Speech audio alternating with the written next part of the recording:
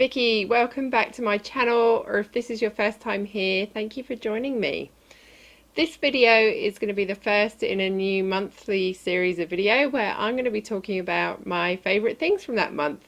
It's going to be about fashion, style, beauty, anything that I'm finding inspirational or that I'm loving in general during that month. It's not going to be about new releases or brand new products, just stuff that I've liked during a certain month. I'm going to kick off with some fashion and style that I've been loving. First up, I want to talk about the Dolce & Gabbana Secrets and Diamonds fashion show. So this was an evening wear collection that they presented just a few hours before they presented their main collection at Milan Fashion Week. And it was just beautiful. It was all blacks and silvers and crystals and sparkle. There were crowns and chandelier earrings. There were tights with crystals on. There were tiaras and birdcage veils and the most exquisite bags that were like little jeweled balls as well.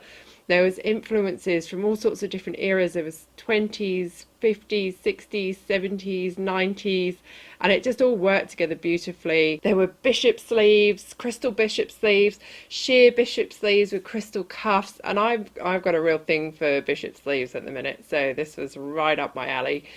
The pictures I'm putting up here just aren't doing it justice. It's so sparkly. Click the link right here and go and watch the video of the entire runway show, and if you love sparkle and drama like me, you won't be disappointed.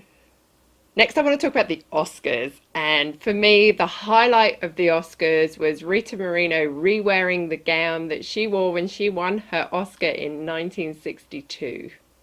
She'd revamped the top of it, had it changed into a strapless dress. The bottom half of the skirt was really sculptural and made from metallic kimono fabric. And this time she wore it with a big chunky collar with a black headband and a chunky bracelet. And she just looks sensational. She's 86 years old. It was so refreshing to see something that had been upcycled and that had been worn to the same event in the past back on the red carpet. So I hope that her dress and that attitude inspires people to do the same in the future.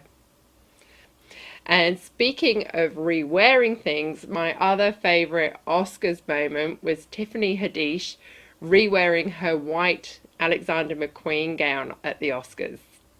She'd already worn this dress twice before, and despite her team telling her that it was taboo to wear the same dress and be seen in it again, she went with it anyway, and she looked amazing. She got a whole heap of criticism, she got a whole heap of praise for doing it. And I think, again, it's refreshing to see a celebrity re-wearing something in a world where they only wear the latest thing and they only wear something once. I think the message of someone wearing something not twice but 3 times, and the third time to the Oscars, the biggest night of the year for red carpets and dresses, was just sensational. And I would love to see more celebrities re-wearing, styling things differently, and showing us that it can be done and it's not taboo. It shouldn't be taboo. It's just a waste. And if you, like Tiffany Haddish said, she spent so much money on this dress and she loves it, so why shouldn't she keep wearing it?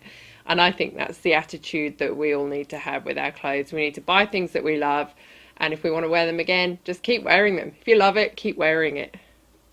Some of my other favourite Oscars looks were Jennifer Lawrence in that beautiful metallic Dior dress, Sophia Carson in that red Giambattista Valli dress with the amazing chiffon cape with the ruffles around the edge on the back. My other favourite dress was also a Giambattista Valli. I hope I'm saying that right. I've got no idea if I'm saying that right. And it was the dress worn by Zendaya, and it was brown. Now, normally I don't do brown. I'm not a fan of brown clothes at all. They're not me. I like bright colours or black or navy. So this dress was just sensational though. It was asymmetrical, again with a huge single bishop sleeve, all that beautiful draping and pleating on the bodice, and it just looks so beautiful on her. And I thought it was so different, and she really stood out for me on the red carpet at the Oscars, and I would really like that dress in red. Next up, I want to talk about some makeup and some beauty products that are new to me and that I've been loving this month too. I've always been really wary about buying foundation online. I always just go and buy drugstore foundation because I can go in, I can put it on my hand, I can check that the colour's right. So a few weeks ago, my good friend Kimmy from What Would Blair Do, who is a sensational makeup artist, made a little video with tips on how to buy foundation online, and it was perfect timing because I was just running out of foundation and I was going to do what I always do, which is just go and buy the same thing again because it's safe.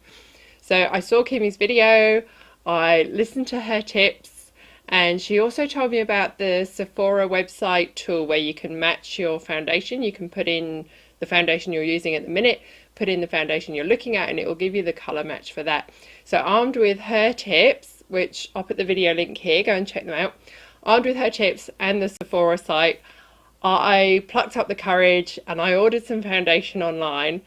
And the foundation I ordered was the Fenty Beauty Pro Filter Foundation in colour 140. And it just arrived yesterday. I also got the primer. They both arrived yesterday and they are sensational. I absolutely love them. The primer felt really nice, and the foundation, it looked like it was going to be too pale when I first put it on, but it went on really smoothly. It blended beautifully. And after it oxidized a bit, the colour was just great. It looked a little bit yellow at the beginning, but now I think it's perfect. And if anything, it's a touch too light, but we're coming into winter, so my skin's going to get lighter in the next few weeks anyway. I'm not a fake tan or bronzer kind of girl. I like being pale, so I'm only going to get paler. So I'm really happy. I love the packaging. I love that they're glass rather than plastic. And thank you, Kimmy, for your tips. You gave me the confidence to go ahead and order, and I'm so happy with the results. My other favourite makeup at the minute is Colourpop. I adore Colourpop. I love their colour range. I love that it's cruelty free, and I really love the price. So I've bought quite a lot of Colourpop recently. My go-to palette for every day is the I Think I Love You palette. I use this a lot. It's got some beautiful neutrals and some metallics in it. This time I ordered some of their individual pressed eyeshadows, and they were doing a special offer where you get the palette to put them in, and I picked some eyeshadow colours that I don't have, so I'm trying to fill gaps. I don't see any point in buying a palette when you've already got colours similar. So I picked these pinks and these blues and silvers. I also got some Super Shock shadows and some really vibrant colours. And I got some more of the Ultra Matte liquid lipsticks because they go on really well for me and they last so long. This is my favourite red at the minute. It's the one I'm wearing now, and it's called Star-Crossed. The next beauty thing that I'm loving at the minute is No Pong Natural Deodorant. A friend of mine gave this to me a couple of weeks ago for me to try, and it's an all-natural deodorant. So it comes in this gorgeous little tin, and it's a solid paste inside, and you put your finger in and put a blob of it on your armpit and kind of rub it in. It's all natural. It smells really citrusy and beautiful, and I was a little bit dubious, but it works. It really works. It smells great and it lasts all day as well. I haven't found the need to reapply, and we've had some hot days recently, so really happy with No Pong. It's made in Australia, all natural.